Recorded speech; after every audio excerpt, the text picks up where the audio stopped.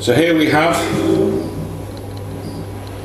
the IKEA Ginger Nuts 3-string blues instrument based on cigar box guitar, 3 strings tuned G, D, G.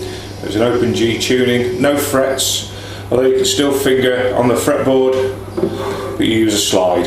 Okay, so you get the slide with the instrument, and you'll also get a tuner, one of those as a kit. What's it sound like? Running this through very clean on my roll-on cube, just on microphone.